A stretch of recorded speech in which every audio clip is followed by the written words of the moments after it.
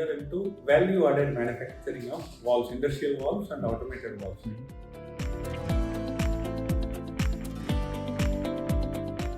I can say it reduced my burden on monitoring. I'll be seeing which date code is made, the order came on which date, order acceptance made on which date, goods receipt notes and material inward. Earlier they were making manually, but after TranZact I can see in the dashboard how many pending and when he made the last entry.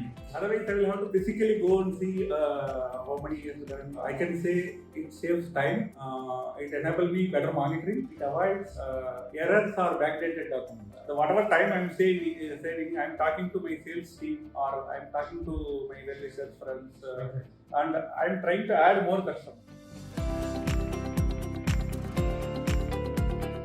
Good thing is your chat box is very effective. I would like to register the way your people are responding.